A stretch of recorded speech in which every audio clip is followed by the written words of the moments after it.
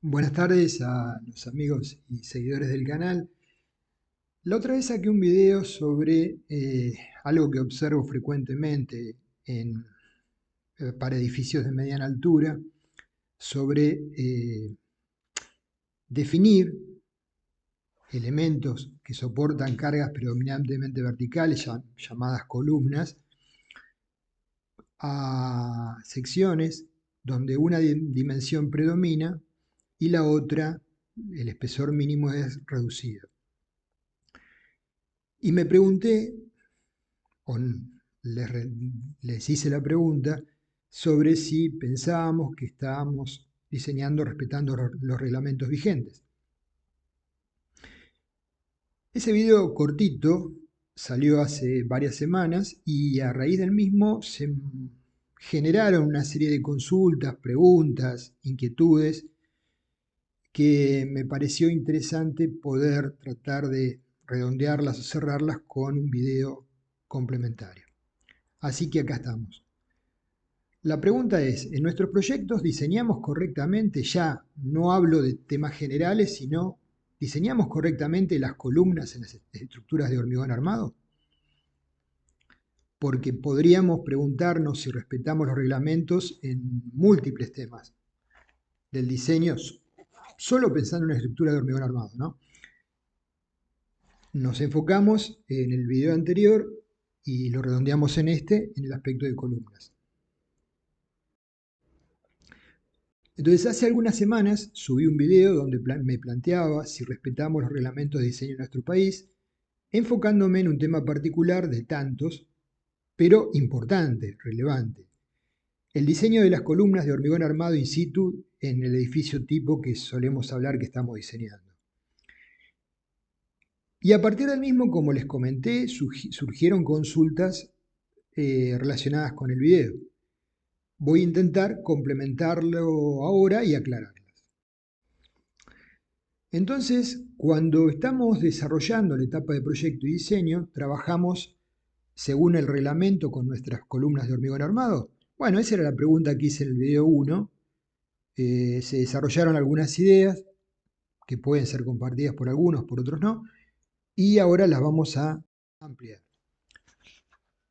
Entonces, según los requisitos que van surgiendo del proyecto de arquitectura, es bastante frecuente solicitar columnas de hormigón armado donde una de las dimensiones es dominante y la otra es reducida. O sea, el largo, ¿sí?, paralelo a la dirección de cerramiento en mampostería, es dominante y el espesor tiende a ser reducido y menor a 20 centímetros. Estos requerimientos, por ejemplo, suelen generar secciones, a modo de ejemplo nada más, de 15 centímetros de ancho por 75 de largo, 80. Entonces, como ya mencionamos, si consultamos el CIRSOC 201-2005, nos indica que la dimensión mínima de una columna hormigonada in situ es de 20 centímetros. Mencioné también lo que expresa la norma española de hormigón estructural 2008, ya no está vigente, que es aún más severa, indicando 25 centímetros. Complementamos con lo anterior con lo que indica la normativa de Brasil del año 2004 sobre diseño de estructuras de hormigón armado. La norma brasilera ABNT-NBR 6118 del año 2004, para elementos predominantemente comprimidas, pilares, paredes, establece una dimensión mínima de 19, pudiéndose tomar valores algo menores si es que aplicamos un coeficiente de mayoración, ¿sí?, de cargas, en este caso de mayoración de esfuerzos, solicitantes finales para diseñar el pilar, asociados con el B menor que 19. El gamma n es el coeficiente que está relacionado con el valor de B. Por ejemplo, vemos que para una columna que tenga un ancho mínimo, la menor dimensión de 15 centímetros, el coeficiente de mayoración de solicitaciones, o sea, cuando llegamos al P último, le aplicamos un coeficiente adicional de 1,20, sería en este caso, que puede llegar a ser hasta 1,35 según esta norma. Entonces, nuevamente observamos que ya por diversos códigos y por diversas normativas nos están indicando que es conveniente no reducir por encima de determinado espesor los elementos tipo columna, y si lo hacemos tenemos que tener algunas consideraciones para no estar ubicados dentro del rango de la zona gris o insegura. A modo de ejemplo, si tuviéramos un ancho mínimo de la columna, no digo cuadrada, supongamos de 15 por 70 o 15 por 80, el ancho mínimo es 15. Entonces, 15 menos 2 centímetros de recubrimiento de cada lado son menos 4, menos un estribo del 8, menos 1,6, nos daría una distancia libre teórica de 9. Por lo tanto, si tuviéramos 3 bar, nos quedaría una distancia teórica libre de 4. Pensemos en la zona de empalmes de columnas por justaposición. Podemos empalmar por manguitos prensados, por ejemplo. Excelente, pero lo habitual, veamos las obras, eso no se utiliza. Entonces, empalmes por justaposición. Estamos hablando de obras de mediana envergadura, ¿sí? Con tecnología asociada con esa magnitud de la obra. Vamos a tener serias dificultades, ¿no? Entonces, la distancia libre entre barras va a ser menor que 4 centímetros y si empalmamos por justaposición, el hormigonado de ese sector va a ser particularmente difícil de lograr. Entonces, en estas estructuras con columnas donde una dimensión dominante existe normalmente paralela a los cerramientos y espesores menores a 20 en la restante dimensión, en el esquema que planteamos, más allá de lo anterior, ¿existe alguna viga que apoye en la dirección del eje débil, del menor ancho? Porque ya vamos a ver que el método, por ejemplo, un método a aplicar relativamente simple, si se cumplen las condiciones de partida del mismo, el método empírico, requiere que la excentricidad de la carga axial aplicada sobre el tabique, no ya la columna, no supere un sexto del valor del ancho, es decir, que estén dentro del núcleo central.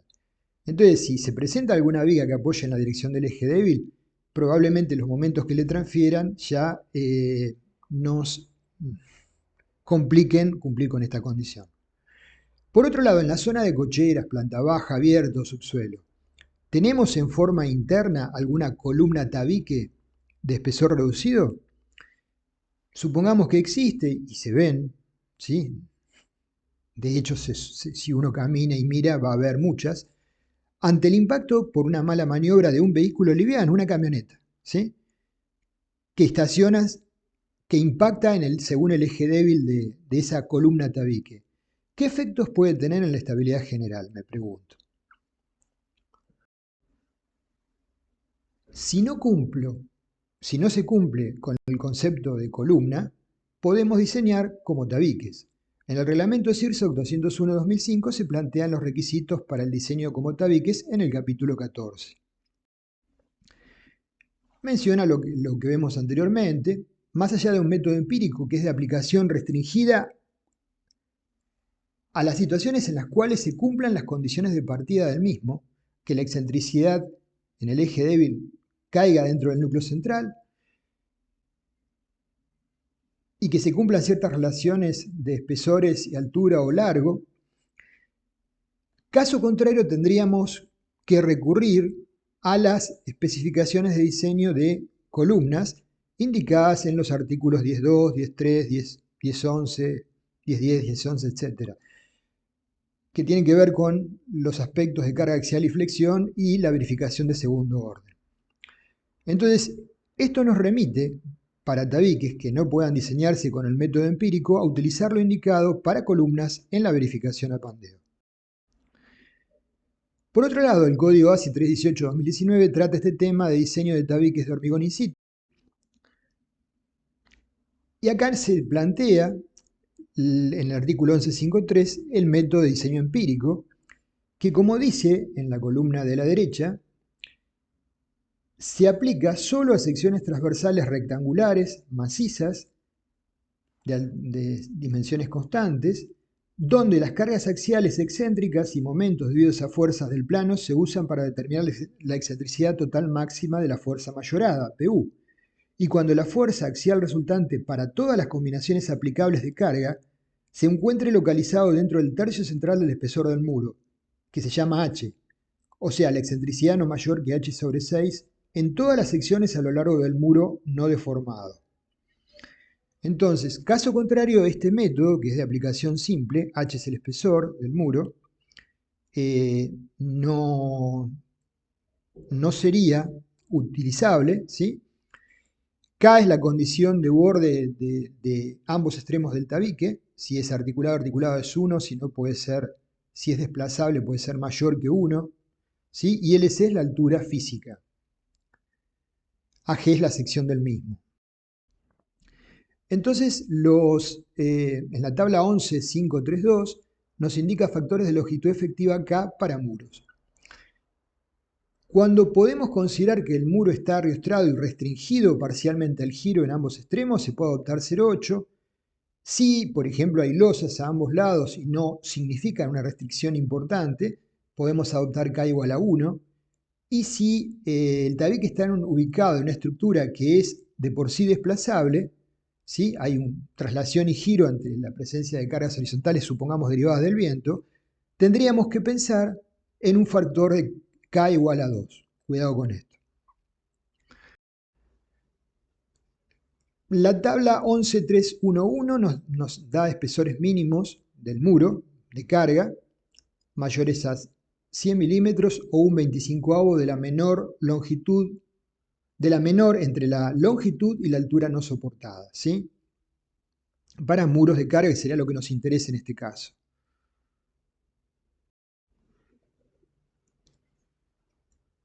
Hay un artículo muy interesante publicado en unas jornadas de ingeniería estructural por el ingeniero Tolosa, Liporace, que me pareció que estaba bueno comentarlo, porque justamente se ha interesado por este tema, y en ese artículo se sugiere considerar la posible falta de resistencia en columnas de espesor reducido o tabiques, por las razones que ya indicamos anteriormente, entre otras, ¿no? Espacio libre reducido para hormigonado, imperfecciones naturales constructivas, congestionamiento de la zona de empalmes, las excentricidades propias de las constructivas impactan en mayor medida, y en función de ello, en el caso de poder utilizar el denominado método empírico, tomar en cuenta que la ecuación misma, ¿sí?, debería ser afectada por un factor de reducción, y presentan solo a nivel informativo una tabla con valores sugeridos, aclarando que esos valores son solo sugerencias que deberían ser motivo de mayores investigaciones y estudios para ver en el ámbito de nuestro medio y con la técnica constructiva que tenemos, cuáles serían los coeficientes más adecuados para utilizar, que serían siempre menores a 1.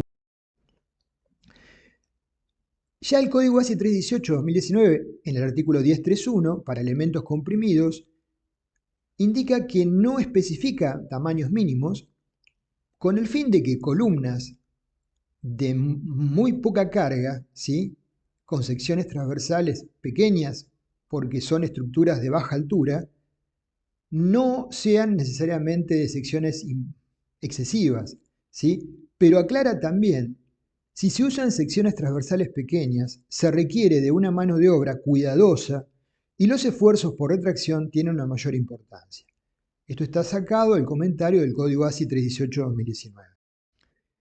Entonces, estos autores establecen a nivel de sugerencia esta tabla en función del espesor mínimo del tabique, ¿sí?, o muro de carga, por ejemplo 15 centímetros, y 2 capas sería lo habitual, una armadura en cada cara, un coeficiente de minoración, que en este caso sería para 15 centímetros 0,42, a aplicar en la ecuación propuesta en general. Esto aparece como un coeficiente F1, que multiplica 0,55 de phi por F'C por AG por el término entre paréntesis. Vemos que el coeficiente de F1 tiene un importante efecto sobre la capacidad remanente de carga, ¿sí? 0,42 está reduciendo casi un 60% la carga teórica de la ecuación anterior del código ASI 318. Entonces se sugiere en el citado artículo adoptar un coeficiente reductor de resistencias menor que 1 a la expresión planteada por el código ASI 318 y por el CIRSOC 201 para considerar imperfecciones en el llenado de hormigón y posicionado de armaduras en un ancho tan reducido. Naturalmente los valores de este factor, entre otras variables, dependerían del ancho del elemento, del control de calidad de la estructura, y los autores, solo a modo de ejemplo, proponen la tabla que vimos, ¿sí? Aclarando que se requieren mayores investigaciones y evaluaciones respecto de estructuras construidas, el grado de incidencia que tienen, la mecánica que tenemos nosotros en nuestro medio. Los autores naturalmente manifiestan la necesidad de investigaciones para validar o ajustar esos coeficientes a la práctica de nuestro medio, pero es un claro llamado de atención, desde mi forma de verlo, sobre la potencial pérdida de resistencia respecto de la expresión de diseño para espesores reducidos. Considero en lo personal que ese trabajo es un aporte valioso e interesante sobre un tema que hoy tiene mucha vigencia por los requerimientos de proyecto y el reglamento. Creo, esto es una humilde opinión personal, no lo trata adecuadamente, ¿sí?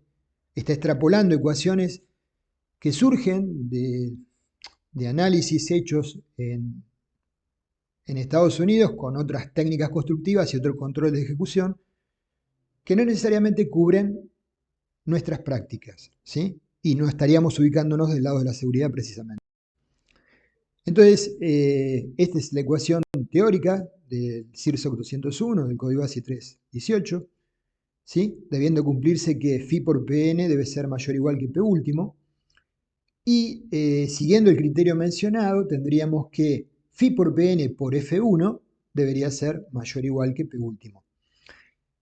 Siempre tengamos en cuenta, ¿es posible aplicar el método empírico aproximado? ¿Se cumplen las hipótesis de partida para hacerlo?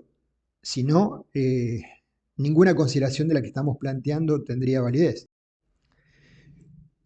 Y los mencionados autores hacen varias consideraciones interesantes. Yo solamente les marqué dos acá. Les sugiero que el artículo lo lean.